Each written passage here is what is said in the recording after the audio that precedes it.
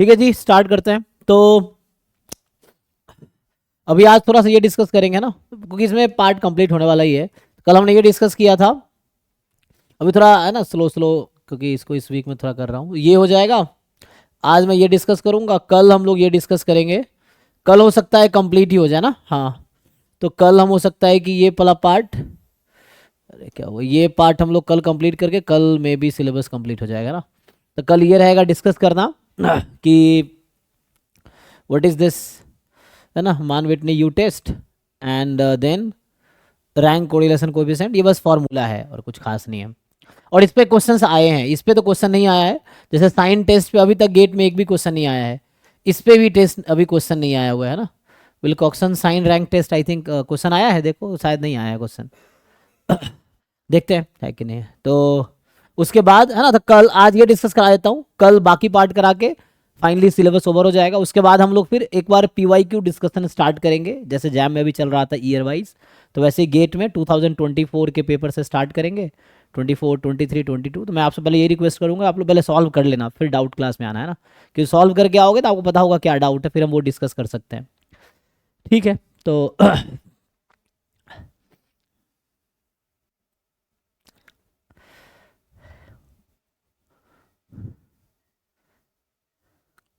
यहीं से स्टार्ट करता हूँ, ठीक है। अच्छा, साइन टेस्ट में कल जो मैंने कराया था, उसमें जैसे शुरू में I think one sample size के लिए कंफ्यूजन हुआ था। एक बार मैं लिखा देता हूँ दोबारा, फिर हम आगे बढ़ेंगे। सिमिलर ही है ये भी, बस उसमें ये होता है सिर्फ साइन इंपॉर्टेंट था वहाँ पे ना। हम ये देख रहे थे number of positive sign, number of negative sign.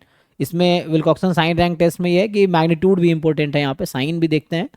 फिर उसमें जो रैंकिंग करते हैं हम लोग, तो रैंक लेते हैं, देन उसमें मैग्नीट्यूड भी इंपॉर्टेंट है, इसलिए ये बेटर टेस्ट है देन साइन टेस्ट।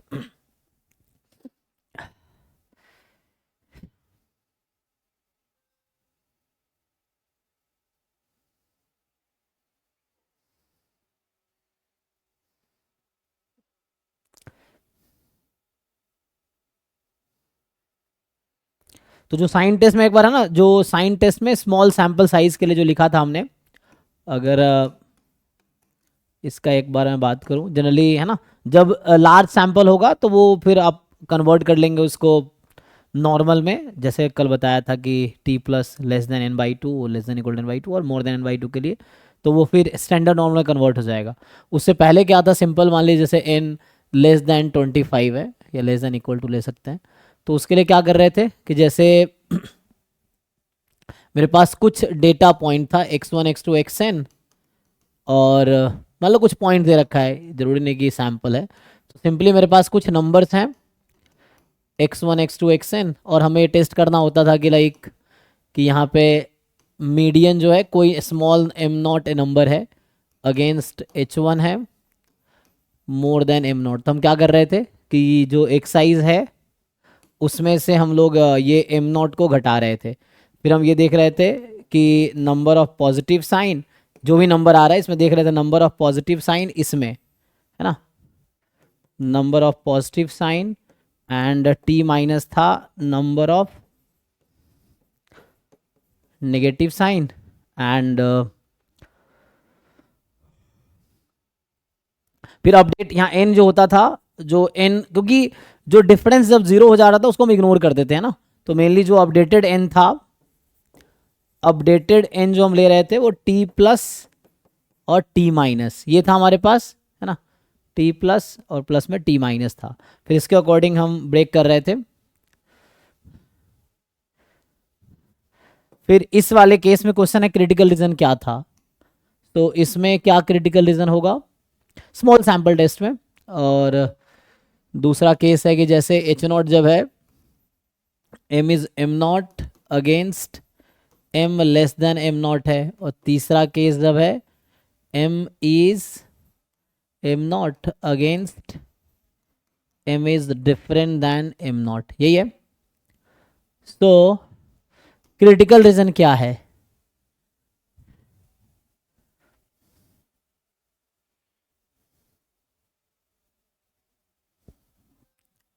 सो क्या होगा क्रिटिकल रीजन, बताइए जिन लोगों को क्लैरिटी है। पहले वाले केस में क्रिटिकल रीजन क्या होगा?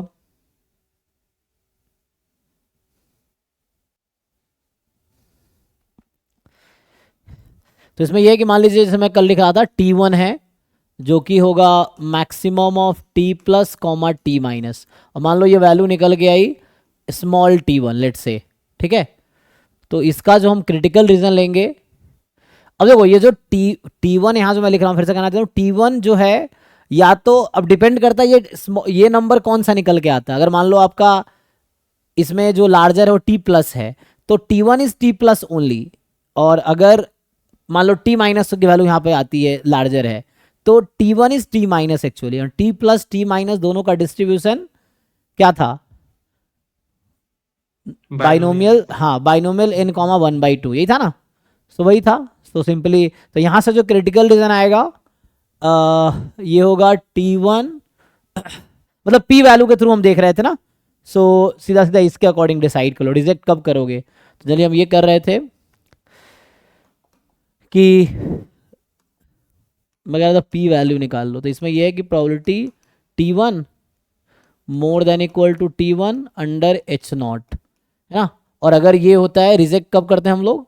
So we reject H0 if ये जो P वैल्यू है is less than equal to alpha, यही है। सिमिलरली यहाँ पे अगर लिखोगे आप, so T2 you considered minimum of T plus comma T minus, and let say इसकी वैल्यू जो आती है दैट इज T2, ठीक है। तो यहाँ पे जो P वैल्यू लिखेंगे, जो कल भी बताया था, बस थोड़ी क्लैरिटी बता देता हूँ। T2 यहाँ पे आएगी less than T2 when M is M0 under H0। और यहाँ पे रिजेक्ट कब करेंगे H0 को? Reject H0 if that P value is less than equal to alpha. Alpha आपको दे रखा होगा कि लेवल ऑफ सिग्निफिकेंस क्या है। और इसमें क्या होता है, इसमें जो लिखेंगे आप, you can carry out with same notation. तो यहाँ पे आएगा P वैल्यू जब आप लिखेंगे, so probability of T1 more than equal to T1 plus T2 मतलब दोनों साइड का रीजन कंसीडर करेंगे। T2 less than equal to T2 मतलब वही अंडर H0, अंडर H0 ये आ जाएगा। अगेन सिमिलर वो तो सेम ही रहता है कि रिजेक्ट H0 व्हेन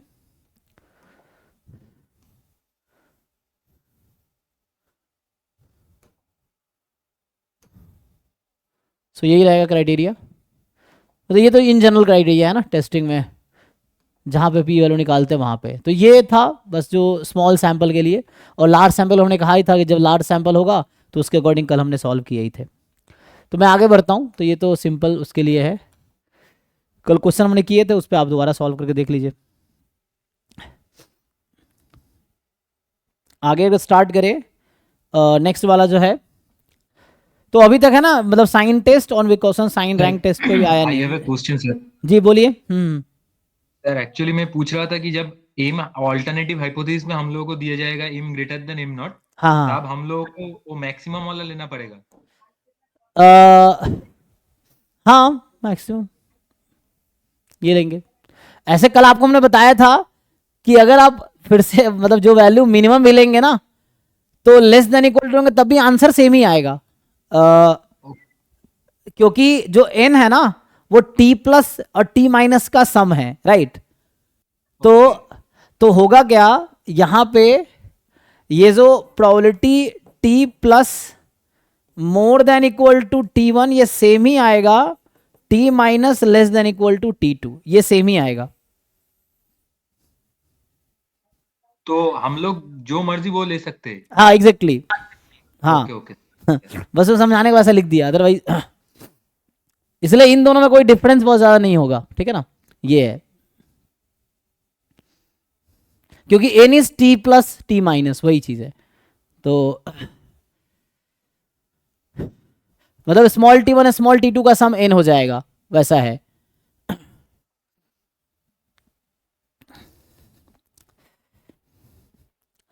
अब नेक्स्ट जो है हमारे पास है ना, तो ये है विल्कॉक्सन साइन रैंक टेस्ट।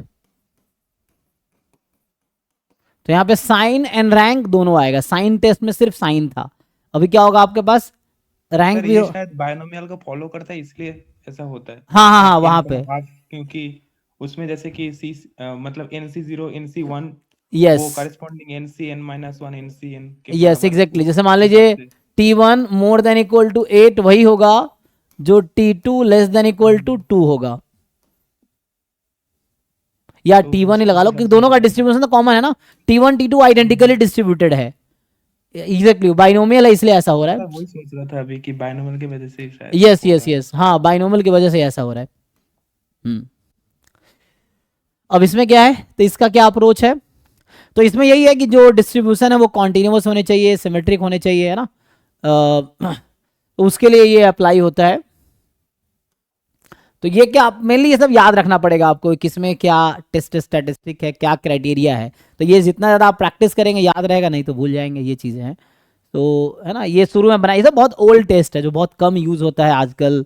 रिसर्च में आप देखेंगे बहुत कम ये कोलमोग्रोव स्पिनोर यूज़ होता है, क्योंकि आजकल बहुत बेटर टेस्ट आ चुके हैं कंपेयर टू दिस थिंग। तो ये बस हम लोग लिटरेचर में पढ़ते ही हैं, वैसे यूज़ होता नहीं है ज़्यादा। तो बट एक आइडिया मिलता ना, ऐसा बनाया गया, नए नए बहुत सारे टेस्ट आ चुके हैं नॉन पैरामेट्रिक के। ठीक है, सो इसमें क्या है, अगेन आपके पास कोई एन नंबर होगा, अगेन अगर लिखूं मैं कि you will have an number given होगा कोई, और बट ये गिवन होगा, ये गिवन फ्रॉम अ डिस्ट्रीब्यूशन, मान लो डिस्ट्रीब्यूशन फंक्शन एफ है जो कि सिमेट्रिक है और कॉन्टिन्यूस है, उससे आपको गिवन होगा। देन क्या करना, अगेन यहाँ पे same criteria, single sample test या 2 सैंपल्स। यहाँ पे बात कर रहे थे 1 सैंपल टेस्ट में हमने एम नॉट घटाए थे, 2 सैंपल होता है x1 to xn yn to yn, तो यहाँ पे जस्ट हम xi माइनस yi कंसिडर करते हैं और टेस्टिंग की जगह m1 m2 कंसिडर करते हैं। तो सिमिलर प्रोसीजर है, सेम यहाँ पे भी है, यहाँ पे वही प्रोसीजर। सिंगल सैंपल अगर हमारे पास है 1 सैंपल टेस्ट, तो 1 सैंपल टेस्ट में क्या करेंगे, again h not will be like कि मान लो m नॉट कोई रियल नंबर है, ये कोई अभी मान लो आपके पास कोई पॉइंट्स हैं या ऑब्जर्व्ड वैल्यूज दे रखा है किसी डिस्ट्रीब्यूशन फंक्शन f से जो कि अननोन है, सिमेट्रिक है ना, वेयर f इज, ये अजम्पशन है इसका, सिमेट्रिक कॉन्टिन्यूअस रैंडम वेरिएबल होगा या CDF है, डिस्ट्रीब्यूशन सिमेट्रिक कहने का मतलब। तो h नॉट में क्या होगा, h नॉट में similarly m is equal to M not, small m not ले लो, और h1 है। अब यहाँ पे 3 पॉसिबिलिटी है, वही जैसे पीछे देखा हमने कि दिस मे बी दिस,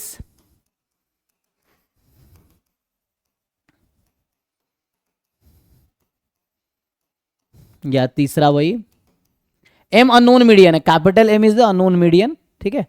तो m नॉट कोई फिक्स नंबर है जो हम टेस्ट कर रहे हैं कि m नॉट मीडियन है या नहीं है, इस तरह से। तो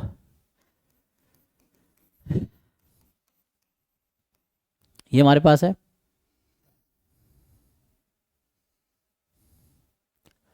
अब ये टेस्ट करना है, तो इसके लिए क्या प्रोसीजर है, तो हम क्या करते हैं, सिमिलर वे में we take difference as xi minus M not, ठीक है। तो ये मैं पहले थ्योरी बता देता हूँ, फिर क्वेश्चन के थ्रू हम लोग डिस्कस करेंगे। सो अभी के लिए आपके पास रहेगा D I is xi minus M not. अब ये वैल्यूज निकालेंगे जो भी आएगी, है ना, जो भी वैल्यूज आएगी आप ये फाइंड करेंगे। तो इसमें 2 चीजें हैं, है ना, इसमें आपको पॉजिटिव नेगेटिव दिखेगा, वो तो ठीक है ना, वो तो आगे देखेंगे अभी। तो instead of counting number of science हमें क्या करना होता है, यहाँ पे मॉड डी आई लिखना है। So again you will find these numbers, और मॉड डी आईज में क्या करना होता है, रैंक आपको फाइंड करना होता है इस नंबर्स का, जो भी नंबर्स हैं you have to find rank. तो आपको क्या फाइंड करना होता है, रैंक ऑफ नंबर्स, है ना, इन जो मॉड डी आई है, डी आई मतलब डिफरेंस है ना, डिफरेंस था, तो उसमें आप रैंक निकालते हैं। अब रैंक कैसे निकालते हैं, तो रैंक वही मैग्नीट्यूड के अकॉर्डिंग, जो स्मॉलेस्ट है उसका रैंक 1 होगा, उससे लार्जर है रैंक 2, उससे लार्जर है रैंक 3 एंड सो ऑन, जितने नंबर्स है वहां तक जाएगा, ठीक। सो अगर सारे डिस्टिंक्ट नंबर है, मान लो n नंबर है और डिस्टिंक्ट है, अच्छा यहाँ भी फिर से वही है कि अगर 0 आएगा तो we will ignore that number, ठीक है ना। सो हम सिर्फ पॉजिटिव नंबर कंसिडर करेंगे मॉड डी आई में। सो यहाँ पे n जो होगा वो अपडेट होगा फिर से, सो विल इग्नोर 0, है ना, इसमें 0 होगा, जो 0 इज इग्नोर्ड, तो उसको हम लोग इग्नोर करेंगे, ठीक है। तो यहाँ से आ जाएगा, है ना, तो क्या आ जाएगा या 0 को हम लोग इग्नोर करेंगे एंड देख लेना। तो यहाँ से क्या आ जाएगा रैंक में। अब प्रॉब्लम ये है कि अगर दो वैल्यू इक्वल हो गया तो क्या होगा, अगर इसमें मान लो 2 वैल्यूज इक्वल है तो क्या करते हैं, तो उनका रैंक इक्वल असाइन करना होगा। लेकिन इसका तरीका है, मतलब ये डिफाइन किया हुआ है कि जैसे मान लो कोई नंबर है, सेकेंड और थर्ड नंबर इक्वल आ गया मान लो, मतलब जैसे पहला नंबर स्मॉलेस्ट है, सेकेंड जो है वही थर्ड है, तो रैंक एक्चुअल होना चाहिए था 1 2 3, लेकिन इक्वल मैग्नीट्यूड है तो इक्वल रैंक देंगे। तो वहाँ प्रोसीजर ये होता है कि जितने इक्वल नंबर रैंकिंग तो 1 2 ही होगी, मतलब 2 3 है, तो then you take the average 2 + 3/2, है ना। तो दोनों का जो हम लोग रैंक लेंगे वो 2.5 2.5 लेंगे जो इक्वल नंबर्स हैं। फिर अगला रैंक जो होगा वो 2 3 था, 4 5 6 7 एंड सो ऑन। तो अगर n नंबर ऑफ पॉइंट्स हैं तो रैंक n तक जाएगी, ये है। और सम ऑफ टोटल रैंक कितना आएगा, 1 + 2 + 3 अप टू आपके पास आ जाएगा n तक, जो कि n × n + 1/2 होगा, है ना, ये है। फिर इसमें हम क्या करते हैं, मेनली हम लोग निकालते हैं r+ या t+ भी रहता है बुक में, लेकिन t+ मैंने पिछले साइन टेस्ट में यूज़ किया था नोटेशन, जो कि number of positive sign number of negative sign था। यहाँ पे मैं r+ लिख देता हूँ, तो ये होगा sum of positive rank, sum of ranks of positive, या तो X D not mod D, है ना, एक डी डिफरेंस है, नेगेटिव पॉजिटिव कुछ भी हो सकता है, और मॉड लगा दिया तो उसमें सारे नंबर पॉजिटिव हो जाएंगे। और r- एक नोटेशन लूंगा मैं, जिसमें होगा sum of ranks of negative DIs, ठीक है। तो ये R1 + R2, यहाँ से ये अभी प्रोसीजर हुआ। अब होगा कि जैसे मैंने कहा कि रैंक अगर n नंबर्स आपके पास मॉड DI में नॉन जीरो है तो रैंक 1 2 3 4 डिफरेंट है तो n तक होगा, नहीं तो उसके अकॉर्डिंग बैलेंस होगा। सो फिर भी अगर आप ऐड करेंगे तो ये जो R+ है ना, n अपडेट होगा, तो मान लो n को आपको अपडेट करना है, या m ले सकते हो आप। सो अपडेटेड n आपको अभी कंसिडर करना है, ठीक है। तो यहाँ पे R+ R-, ये सम कितना आएगा, R+ मतलब जो पॉजिटिव नंबर्स हैं उसके रैंक का सम, और R- नेगेटिव नंबर्स का सम DIs में, जीरो वाले को इग्नोर करना है, n अपडेट हो जाएगा, जो जीरो वाला उसको इग्नोर कर देंगे। तो इन दोनों का टोटल सम ऑफ रैंक्स कितना आएगा, रैंकिंग 1 2 3 n तक हो रही है, तो ये सम जो आपको हमेशा मिलेगा 1 से n तक, जो कि आ जाएगा n × n + 1/2। तो कुछ लोग m भी लिखते हैं, तो ये तो एक रिजल्ट रहेगा, मतलब सिंपल R+ R-, ये हमेशा ऐसा आएगा। एंड उसके अकॉर्डिंग डिसाइड कैसे होता है क्रिटिकल रीजन, तो ये तो R+ R-1 आएगा। वो क्या लिखा है, H- लैम्डा, एक मिनट, कहाँ पे, ये R+, नहीं, राइट साइड में ऊपर ये R++ R- दोनों का सम, इक्वल्स टू H। नहीं ये एक्चुअली 1 से n, R+ में R-, ये 1 + 2 + 3 अप टू n, रैंक का सम 1 2 3, ये वही सम आएगा जो इसका इक्वल आएगा, दोनों का सम इक्वल आएगा। जरूर रैंक 1 to 1, रैंक तो डेसिमल में भी आएगा अभी, लेकिन सम उसके इक्वल ही आएगा, ये कहना चाह रहा हूँ। नंबर सेम आने से तो रैंक डेसिमल पर आएगा। हाँ, लेकिन वो सम करने पे सेम आएगा, वो मतलब सम करेंगे तो वही आएगा।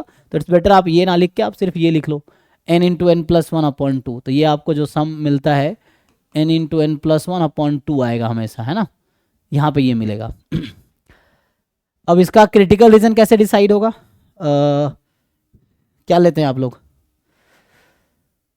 तो जैसे 3 अलग अलग प्रॉब्लम है ना यहाँ पे, प्रॉब्लम 1 प्रॉब्लम कैसे, किसमें क्या क्रिटिकल रीजन कंसीडर करेंगे। अभी स्मॉल सैंपल के लिए बात कर रहे हैं, n < 25 है तो स्मॉल सैंपल के लिए बात कर रहे हैं। So what will be the critical region,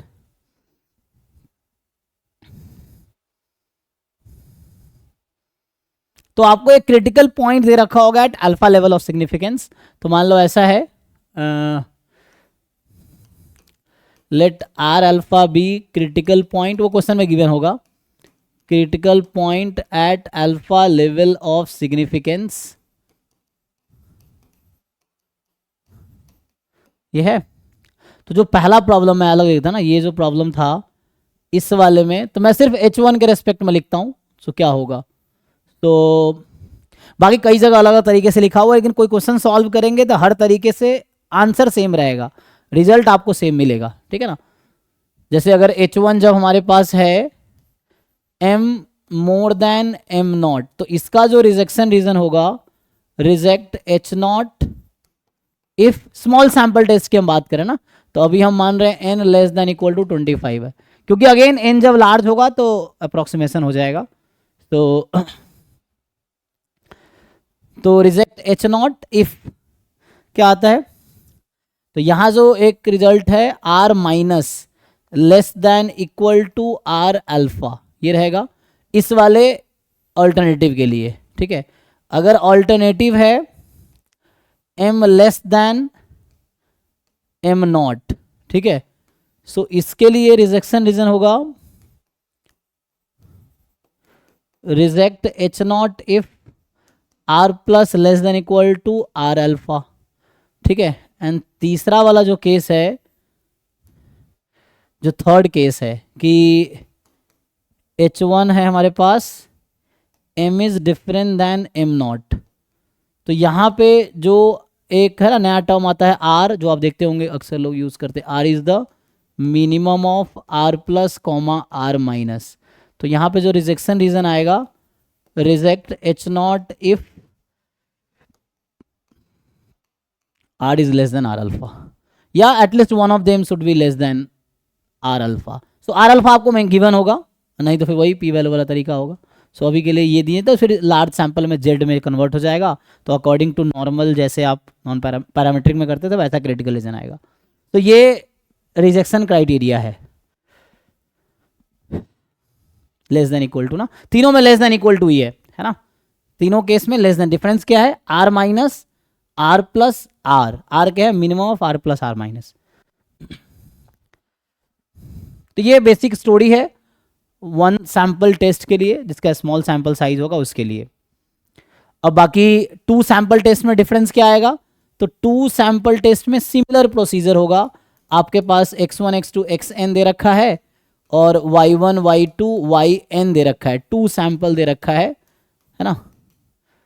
तो इसका मीडियन जैसे m1 है, इसका मीडियन m2 है। अब h नॉट में क्या होगा, m1 जैसे यहाँ पे है m1 is equal to m2 और m1 more than m2 and similar बाकी रहेगा टू सैंपल टेस्ट में। सो अब अगेन जो di है xi माइनस m नॉट के बजाय सिमिलर प्रोसीजर फॉलो होगा, just di you will consider, जो आपका di है that will be considered xi minus yi, बाकी प्रोसीजर कॉमन चलेगा अब, ठीक है ना। ये di xi minus m not था, क्योंकि टेस्टिंग में h नॉट में आपके पास m is equal to m not है, तो अभी जो h नॉट यहाँ पे होगा कि m1 is equal to m2, जैसे साइन टेस्ट में था सिमिलर है। तो di बस xi माइनस yi, बाकी प्रोसीजर बिल्कुल सेम तरीके से चलेगा, ठीक है। तो कुछ क्वेश्चंस करके देखिए तो आपको क्लैरिटी आएगी। जैसे एक क्वेश्चन लिखता हूँ जस्ट समझ के लिए, तो क्वेश्चन जो है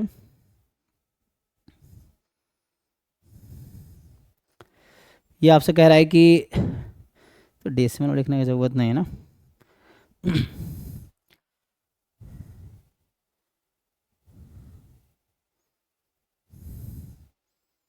चलो लिख देता हूँ। देखो तो ये क्वेश्चन आपको दे रहा है, कुछ डेटा पॉइंट दे रखा है इस तरीके से, आई थिंक 15 पॉइंट्स हैं, देखो लिख देता हूँ ऐसे ही।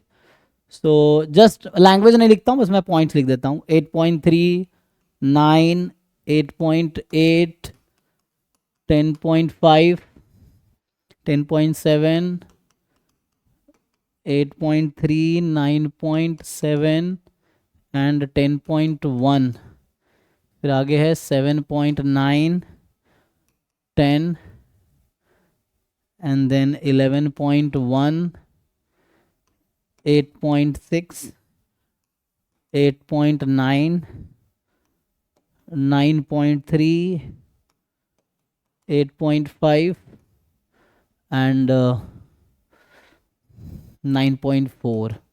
कितने हो गए, 1 2 3 4 5 6 7 16 हो गया ना, 16। इसमें कितने थे, अच्छा पहले 16 है, बाद में एक टाई हो जाएगा, नहीं 9 है इसमें कोई, हाँ शुरू वाला 9 है ना, ठीक है। मतलब टाई में से एक रिमूव हो जाएगा जीरो डिफरेंस होने की वजह से। तो अब इसमें टेस्टिंग प्रॉब्लम क्या है, the problem is actually, so we have to test h not median is 9 against, अभी मान लो मीडियन इज मोर देन 9, एक ये केस है। चलो अभी इसके लिए करते हैं, बाकी भी हम टेस्ट कर सकते हैं।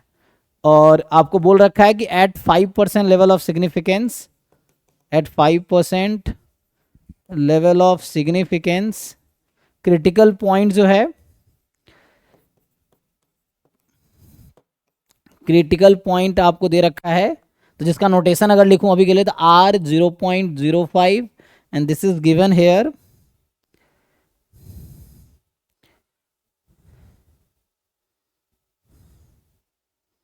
अच्छा 5% नहीं, 5.8 है ना, ये जो है 2.5% लिखा है, कोई बात नहीं। चलो अभी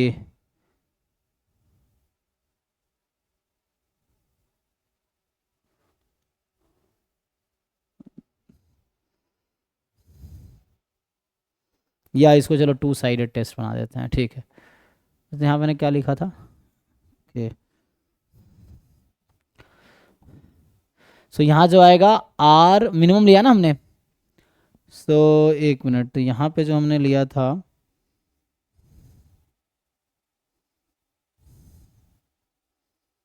तो यहाँ पे जो होगा R अल्फा बाई 2 होगा at alpha level of significance, क्योंकि मिनिमम लिया ना हमने। तो दिस और दिस 2 साइडेड टेस्ट है ना यहाँ पे, तो यहाँ अल्फा बाई 2 आएगा। सो दिस इज, तो पॉइंट तो दे रखा होगा आपको है ना, R अल्फा बाई 2। अभी यही केस लिख देता हूँ। तो यहाँ पे हमें दे रखा है इस क्वेश्चन में कि एट 5%, ठीक है, अल्फा मेरा 5% है। सो आपको R अल्फा बाई 2 दे रखा है यहाँ पे। ये जैसे बोलेगा critical point, 2 sided critical point जो है, सो वो मेरे पास है 25, this is given 25। So H1 अभी है M is not equal to 9, मान लीजिए ये है, ठीक है। तो आपको बताना है कि H0 रिजेक्ट होगा या फेल टू रिजेक्ट होगा। तो क्या प्रोसीजर हमने कहा है कि हमने ये हमारे पास एक्साइज है ना, दीज आर एक्साइज। तो मुझे लगता है या तो हम लोग ऐसे लिख ले, वर्टिकली अरेंज कर ले, नहीं तो जैसे एक्साइज, तो एक्साइज जैसे है 8.3, 9, 8.8, 10.5, 10.7, 8.3, 9.7 है ना, 10.1, 7.9, 10, 11.1, 8.6, फिर 8.9, 9.3 और फिर 8.5 और 9.4, ये आपके पास है वैल्यूज़, ठीक है। अभी एक्साइज है ये, 2 उसमें बना सकते थे हम लोग। फिर क्या करना है, x I minus M not, am not यहाँ 9 है, तो आपको एक्स आई में 9 घटाने, ये नंबर था आपको दिख रहा है, और नहीं तो वैसे नहीं है तो वैसे आप लिख सकते हैं ना, हॉरिजॉन्टल हम लिख रहे थे तो वैसे हॉरिजॉन्टली वैसे भी लिख सकते हैं, मुझे कोई दिक्कत नहीं है ना। सो आप अगर इस तरह नहीं लिखना चाहो तो इसको हटा के वैसे भी लिख सकते हैं जैसे लिखा हुआ ना पहले से ये। अब जस्ट क्या करते हैं हम लोग, x I minus M not जो कि 9 है, ये लिखते हैं क्या आता है, तो लिखिए। तो जैसे आएगा माइनस 0.70, फिर 0.2, ठीक है ना। सो 9 घटा रहे हैं ना, तो ध्यान रखना माइनस होगा ना यहाँ पे, माइनस 0.2, हम लोग 9 माइनस कर रहे हैं।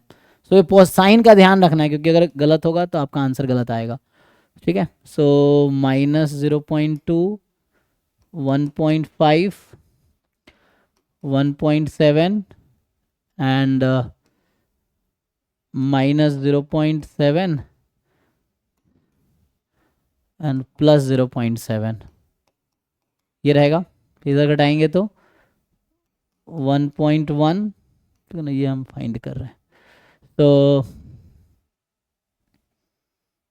7.9 है ना, तो मतलब माइनस 1.1, इसमें हम घटा रहे हैं 9 को, फिर 1, फिर 2.1, एंड देन -0.4 -0.1 और क्या आएगा ना, 8.9 तो पहुँचे हम। फिर 0.3 -0.5 एंड देन 0.4 पॉजिटिव में, यही है। देख लीजिए हमने 9 माइनस किया है ईच नंबर में से, जो वहाँ नंबर लिखा हुआ है उसमें से 9 को माइनस किया है।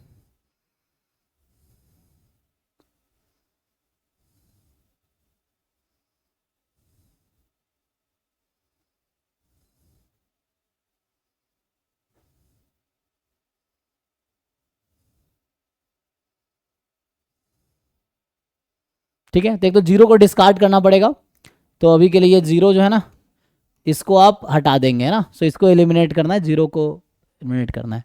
और ये डी आई था, दिस इज डी आई। अब यहाँ क्या है, हमें मॉड डी आई लिखना पड़ता है। सो मॉड डी आई मतलब इसका मैग्नीट्यूड ले लो आप, क्या होगा। तो जैसे 0.7 पॉजिटिव लेना है सिर्फ, 0.2 1.5 1.7 0.7 0.7 फिर 1.1 1.1 1 2.1 0.4 0.1 0.3 0.5 0.4 ये आ गया। नाउ आपको रैंकिंग करना है। तो अभी हमने क्या किया, जो नंबर था उसमें ये वैसे ही है जैसे हम लोग साइन टेस्ट में करते थे, लेकिन साइन टेस्ट में हम ये करते थे एक से बाद कि positive sign negative sign count करते थे। अब हम वैसा नहीं, अब रैंक भी फाइंड करेंगे। अभी इसमें रैंकिंग करना है आपको। So you have to find rank of each number. तो रैंक अकॉर्डिंग टू मैग्नीट्यूड, ठीक है। सो अगर रैंक मैं फाइंड करूंगा, जैसे चलो इस कलर से लिखता हूँ, सबसे छोटा नंबर जो होगा वो रैंक 1 होगा उसका। तो जैसे अगर मैं रैंक लिखूँ तो उसी के साथ लिख देता हूँ। जैसे ये सबसे छोटा नंबर था, इसका रैंक 1 होगा, ये रैंक हो गया। इसके बाद 0.1 के बाद कौन सा नंबर है, 0.2, तो इसका रैंक 2 है, ठीक है। सो जस्ट ऊपर लिख रहा हूँ मैं, इसका रैंक 2 हो गया। इसके बाद 0.3 यहाँ है, रिपीट तो नहीं कर रहा, अगर रिपीट करेगा तो सेम रैंक देना पड़ेगा एवरेज लेके। तो इसका रैंक 3, ओके। 0.4 रिपीटेड है, 2 बार है, राइट। तो 0.4 रिपीटेड है, तो देखो लॉजिकली ऐसा होना चाहिए 4 5, लेकिन मैग्नीट्यूड इक्वल है तो हम इक्वल रैंक असाइन करेंगे। तो उसके लिए क्या करना होगा, सो ये 0.4 ये भी 0.4, तो रैंक 4 5 होगा। किसका 4 किसका 5, तो इस वजह से इन दोनों का एवरेज लेके दोनों को इक्वल रैंक असाइन करेंगे। तो 5 + 4 9, 9/2 4.5, तो इसका भी 4.5 होगा रैंक और इसका भी 4.5 होगा रैंक, ठीक है। अब 4 5 हो गया, अब 6 से आगे जाएंगे तो 6 किसका, इसका रैंक 6 होगा। एंड उसके बाद 0.7 वाला फिर रिपीट कर रहा है, उससे पहले कोई है 0.5 के बाद, देख लीजिए, नहीं ना। तो नाउ दिस एंड दिस क्या आएगा, ये 7 8 9 ऐसा होना, 3 नंबर है ना। रैंक जितने नंबर n नंबर्स हैं तो 1 to n जाएगा, ठीक है ना। मतलब पहला 1 लास्ट में n होगा, वो डिपेंड करेगा, मतलब वहां तक जाएगा, सम वही रहेगा। लेकिन जहां इक्वल है तो इक्वल वेट मतलब इक्वल रैंक असाइन करना है। तो 7 8 9, अब ये तीनों इक्वल नंबर है तो 7 8 9 का एवरेज लेना है आपको। 7 + 8 + 9/3, तो 8 आएगा। तो इसका वे 8 8, ठीक है ना, 8 रहेगा। सो इसका रैंक है 8। सो 8 8 और यहाँ भी 8 होगा। तो वैसे 8 9 10 था, सॉरी 7 8 9 था, तो एवरेज 8 हुआ। 9 के बाद 10 से स्टार्ट करना अब। सो नेक्स्ट नंबर होगा रैंक 10। तो 0.7 के बाद कौन सा नंबर है, 1, तो इसका रैंक 10 और ये रिपीट नहीं कर रहा। फिर ये देखो यहाँ पे 0.11 2 बार है, 1.11, तो 11 12 का एवरेज 11.5, तो इसका रैंक होगा 11.5 11.5 ऐसा। फिर आगे हमारे पास आएगा 12 13 13, सॉरी 11 12 ना, ये था ना 11 12, तो ये 13 14 15। देख लीजिए, टोटल रैंक का सम करोगे वही आएगा जो 1 से n तक का सम होगा। मैं ये कहना चाह रहा हूं, if you add r plus and r minus it will give you the sum n into N plus 1 upon 2। अब यहाँ अपडेटेड n लेना पड़ेगा। अपडेटेड n का मतलब है कि जीरो को हटा के, पहले कितने नंबर थे, पहले आप देखते there were 16 numbers, but zero out हो गया, now n will be updated, and updated n जिसको m भी आप लिख सकते, कुछ बुक में m लिखता है, तो now it is 15। So n की अपडेट 15 है, तो ये आएगा 15 इंटू 16 बाई 2, 120। और आप चाहे तो जितने रैंक्स लिखा है मैंने उन सबको ऐड करके देखिए 120 ही आएगा। ऐसे भी जरूरत तो है ही हमें ऐड करने की, तो हमें टोटल ऐड की जरूरत नहीं है, हमें आर प्लस चाहिए होगा। So what is R plus? R plus individually निकालना है एंड आर माइनस इंडिविजुअली निकालना है। अब ये आर प्लस आर माइनस का क्या चक्कर है, तो R plus R minus actually होगा इसमें, ये जो डी आई था ना, इसमें जो नेगेटिव नंबर था डिफरेंस में, उसके रैंक का सम लेना है, तो वो आपका होगा आर माइनस, और जो पॉजिटिव नंबर्स हैं उसके रैंक का सम लेंगे तो वो आर प्लस होगा। तो जैसे इसमें जैसे आप चेक कीजिए पॉजिटिव नंबर कौन कौन से हैं, जैसे यहाँ से स्टार्ट करें तो ये 1.5 पॉजिटिव है, तो इसका रैंक कितना था, है ना, तो मैं अलग से लिख ही देता हूँ, बाद में ऐड कर लेंगे। तो आर प्लस का मतलब होगा कि पहला नंबर 1.5 है, तो यहाँ से पॉजिटिव था तो रैंक था 13, फिर अगला 1.7 तो इसका रैंक है 14, है ना, अगला माइनस नहीं, अगला 0.7 तो उसका 8, फिर नेक्स्ट नंबर 1.1। आप कोई शॉर्टकट टेक्निक भी लगा सकते हैं, मैं इतना कर रहा हूँ, अदरवाइज आप डायरेक्टली, है ना, तो यहाँ से आ जाएगा 11.5, इस 1.1, इस 1 का 10, इसमें देखना है डी आईज में 2.1 का 15 एंड देन 0.3 है थर्ड लास्ट, ना 3 एंड 0.4 लास्ट वन 4.5। ये ऐड करके देखिए कितना आता है।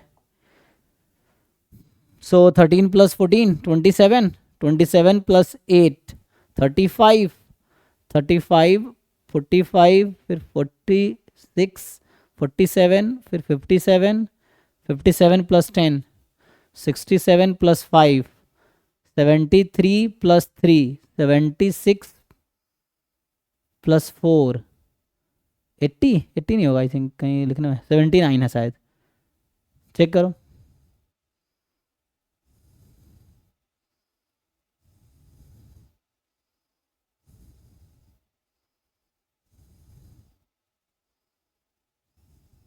हम्म, 79 है ना, देखो 79 आएगा, एक बार ठीक से कैलकुलेटर से भी ऐड कर सकते हो आप, ये 79 आएगा। आर माइनस, आर माइनस का मतलब अगेन जो डी आई में नेगेटिव नंबर है उसके करस्पॉन्डिंग रैंक क्या क्या है, तो वो आपको बताने कि जो नेगेटिव नंबर्स हैं उसको उसके रैंक क्या है। जैसे यहाँ पे माइनस 0.7 इसका रैंक 8 था। फिर है ना, टेबल बनाना थोड़ा आसान होता है, टेबल में एक्साइज, फिर डी आईज, फिर मॉड डी आईज, फिर रैंक्स, फिर रैंक के अकॉर्डिंग सम, तो वो आसान रहता है टेबल बना के, जो मैं शुरू में कर रहा था, तो वो इजी रहता है। ऐसे थोड़ा सा है ना कैलकुलेशन गलती हो सकती है, तो आप कॉलम बना लेंगे, टेबल बना लेंगे तो आसान रहेगा। तो इसके अकॉर्डिंग क्या आंसर आएगा, तो देख लीजिए नेगेटिव नंबर का सम क्या क्या है। तो ये 8, फिर अगला नेगेटिव जो है 0.2 था जो कि है 2, फिर माइनस 0.7 जो कि यहाँ पे 0.7 था, सो 8, इधर माइनस 1.1 जो कि 11.5, और 0.4 नेगेटिव है जिसका यहाँ 4.5 है। एंड ये तो फॉर्मूला था, ये जो मैं लिखा ना ये फॉर्मूला है, तो ये अभी हम वेरीफाई करेंगे कि ऐसा हो रहा है कि नहीं हो रहा है, नहीं हो रहा है तो गलत है ना, तो कहीं मिस्टेक होगा। तो इसका आ गया 0.45 है ना, फिर उसका अगला 1, फिर लास्ट सेकेंड लास्ट 6, इसको ऐड करते हैं कितना आता है। सो 10 प्लस 8 18, 18 प्लस 10 28, 29 30 34 35 प्लस 6 41, एक बार चेक कर लीजिए 41 है, तो ये है 41, तो मिला के 41 प्लस 79 120 हो गया, तो मतलब ये सही है। यहाँ तक ये हमने कैलकुलेशन किया अभी तक, ठीक है। देखिए now R plus R minus आ गए, टू साइडेड टेस्ट था, ठीक है ना, ये हमने टू साइडेड कंसीडर किया था। तो इसका जो रिजेक्शन रीजन होगा, reject H not if P हम लोग कंसीडर करेंगे मिनिमम ऑफ, या आर कंसीडर करेंगे minimum of R plus R minus, ठीक है ना। तो यहाँ से जो आर की वैल्यू आई इस क्वेश्चन में, सो पहले आर निकाल लो। So R is the minimum, minimum कितना है, दोनों में से मिनिमम है ना, मिनिमम ऑफ 41,79, तो 41 आ गया। अब आर अल्फा बाई टू, ये टू साइडेड टेस्ट है, तो at alpha level of significance R alpha by two लेंगे। क्रिटिकल रीजन है, आर जस्ट मैं नोटेशन यहाँ रैंक के लिए यूज किया हूँ, तो इसीलिए मैंने आर बोल रहा हूँ, है ना। तो इसकी वैल्यू क्वेश्चन में दे रखी थी 25, है ना, यहाँ इन्होंने दे रखा है 25। सो अब देखना होता है रिजेक्ट तब होता, सो इसमें जो रिजेक्शन क्राइटेरिया था, reject H not two sided में if R is less than equal to R alpha by two. But आप देखो यहाँ पे क्या ऐसा हो रहा है, ये रिजेक्शन क्राइटेरिया है, तो क्या हम रिजेक्ट कर पाएंगे, आर लेस देन है, नो, तो इसका मतलब वी फेल टू रिजेक्ट। सो यहाँ जो हमारे क्वेश्चन में है ऐसा तो हो नहीं रहा है, so we fail to reject H not at 5% level of significance. तो ये एक तरीका हो गया डिसाइड करने का।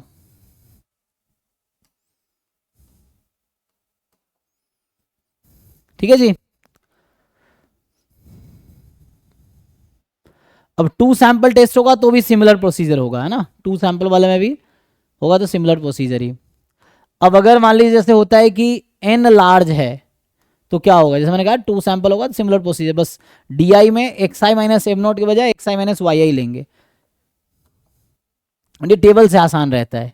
अब जब एन लार्ज है, व्हेन एन इज लार्ज, तो जनरली जो कंसीडर करते हैं ये अलग अलग बुक में अलग अलग लिखा रहता है, कहीं 25 कहीं 30 इस तरह से, है ना।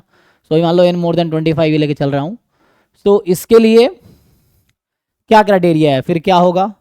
सो देन जो हमारा टेस्ट स्टैटिस्टिक है जो कि आर, मेनली आर पे काम होता है, सो आर जो था क्या था, minimum of R plus R minus, that will be considered normal, और इसका मीन आता है, मतलब डेरिवेशन में नहीं कर रहा हूँ, बस ये डिराइव होके आता है, कितना आता है किसी को याद है, n into N plus one upon क्या आता है, कितना शायद 4 आता है ना, और ये आएगा n into N plus one, 2n plus 1/24। So ये आपका बन के आता है, तो इससे आप टेस्ट स्टैटिस्टिक बना सकते हो। तो यहाँ पे z बनेगा r minus N into N plus 1/4 whole upon root under n into N plus 1, 2n plus 1/24, है ना। बाकी आप रिजेक्शन क्राइटेरिया उसके अकॉर्डिंग चूज करेंगे जैसा आपका क्वेश्चन है ना। तो ये बनेगा, सो जब है ना, तो इंस्टीड ऑफ वो लिखना आप इस तरह से लिखेंगे, आर आपको पता ही है क्या है,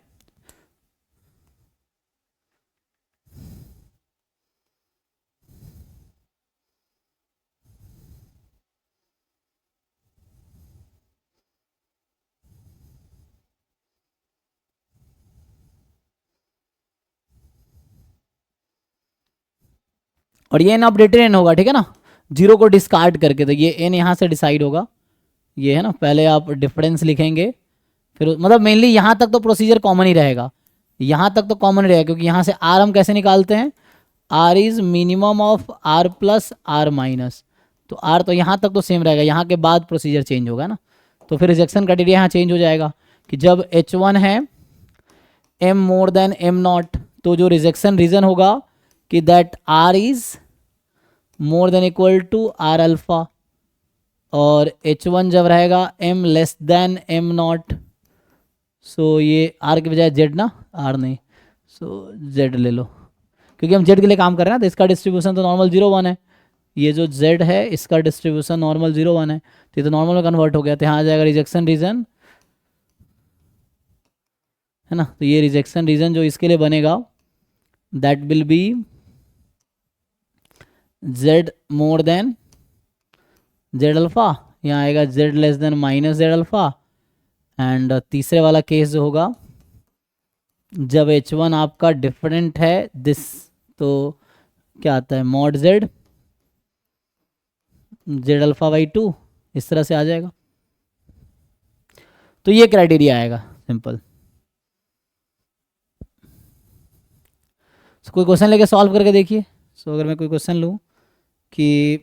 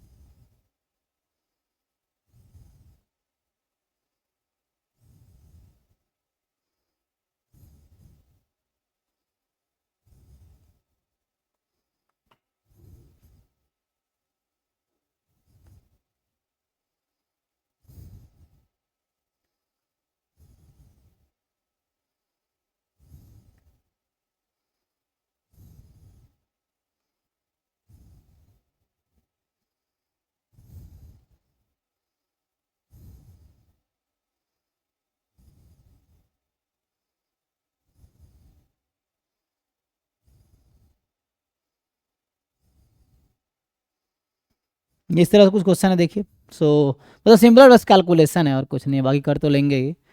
तो जैसे क्वेश्चन नंबर्स दे रखा है, to test a claim of median as of, है ना, ऑफ अ कॉलोनी, जो भी है पर्सन का दे रखा है। सो कुछ इस तरह से नंबर है। मान लो सेकेंड क्वेश्चन है, नंबर्स लिख देता हूँ 56, 62, 61, 54। ये एज दे रखा है डिफरेंट पर्सन का, 32% का। एंड देन आपको बोल रहा है टेस्ट करो, एवरेज एज इज 42।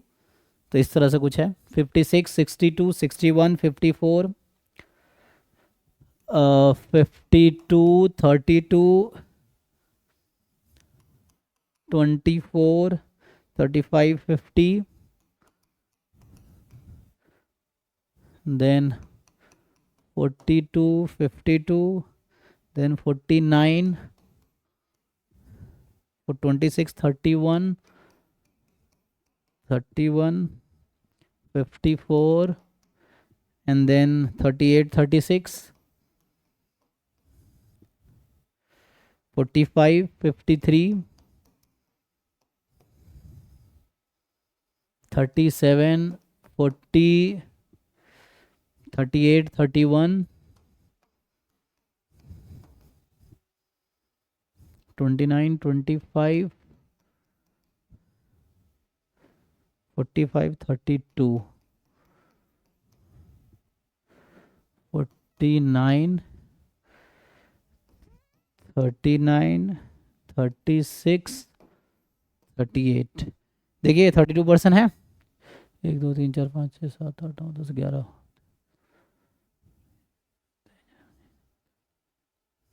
33 हो गया शायद, है ना।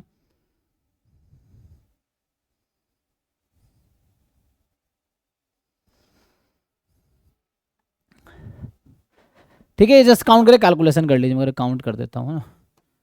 तो यहाँ पे क्या है 1 2 3 4 5 6 7 8 9 10 11 12 13 14 15 16 17 20, 32 सही है। हाँ 32 ही है। तो ये आपको एक डेटा दे दिया। अब क्वेश्चन ये है, so question they are asking कि टेस्ट करो कि मीडियन एज जो मीडियन है is more than equal to 42 against जो मीडियन है इज लेस देन 42, ये वाला है। और बाकी आपको यहाँ पे देगा Z 0.05, 1.645 यही होता है। सो ये दे रखा है आपको डेटा। तो आपको विल्कॉक्सन साइन डेक टेस्ट लगाना है। तो क्या करना है, सिमिलर प्रोसीजर से आप, है ना, जस्ट कैलकुलेशन करो। तो इसमें हो जाएगा कि ये जो एक्साइज दे रखा है, एक्साइज माइनस 42 निकालो, है ना, ये वैल्यूज लिखो आप। तो टेबल बनाने का सही रहेगा ना, टेबल बना के आप फाइंड करके देखिए क्या आता है। फिर ये वैल्यू निकालिए, उसके बाद you find mod D I and ये वैल्यूज निकाल लो, ठीक है ना। सो ये निकालो अब मॉड डी आई, फिर रैंक निकालोगे आप, ईच डेटा का रैंक, फिर वही आर प्लस, अब कैलकुलेशन करके देखो, मैं डायरेक्टली लिख देता हूँ क्या आएगा। So then again you will find R plus, so D I's में जो नंबर होंगे उसका पॉजिटिव रैंक, मतलब सॉरी डी आईज में जो पॉजिटिव नंबर है उसके रैंक का सम। तो इसमें जो कैलकुलेशन करेंगे तो आपको मिलेगा वैल्यू 1 0 आएगा, उसको आप डिस्कार्ड कर देंगे, है ना। तो अपडेटेड इसमें 1 0 कहाँ आएगा, 42 है कोई डेटा, एक यहाँ 42 है और तो है नहीं। तो अभी जैसे n यहाँ 32 है, बाद में ये n जो है अपडेट होके 31 हो जाएगा, जीरो वाले को डिस्कार्ड कर देना आपको। तो ये 31 आ जाएगा, ठीक है। एंड देन 31 के साथ यू फाइंड आर प्लस, तो आर प्लस की जो वैल्यू आएगी रैंकिंग करने के बाद,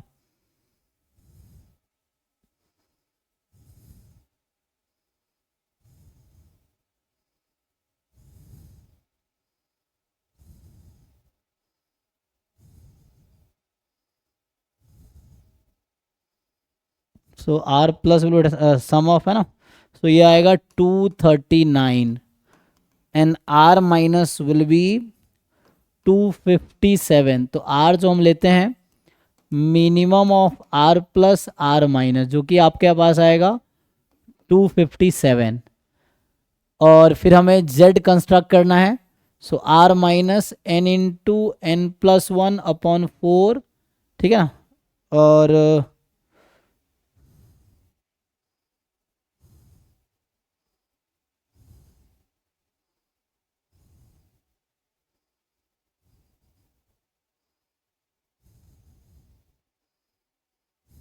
बाकी रूट अंडर वही n into N plus 1 2n plus 1 by 24, इसकी वैल्यूज निकालिए कितनी आती है। सो ये जब आप पुट करेंगे, n आपको 31 रखना है ना, तो यहाँ पे जो अपडेटेड n है वो 31 है। सो ये पुट करके देखिए कितना आता है।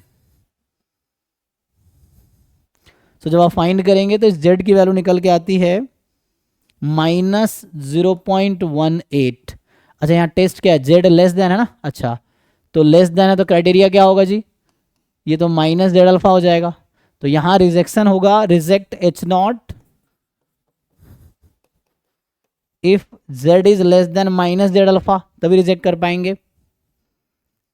तो अब माइनस जेड अल्फा क्या है, सो जेड अल्फा मुझे दे रखा है ये, तो यहाँ से जो z है, मतलब मुझे कंपेयर करना है -z0.05 जो कि है -1.645, यही है। हाँ अब आपको देखना है कि ये वैल्यू इनमें से कौन सा लार्जर है, तो रिजेक्ट तब करेंगे और z less than minus Z alpha. क्या ये छोटा है, ऐसा तो नहीं, आई थिंक अपोजिट है ना। So we fail to reject H0 होगा।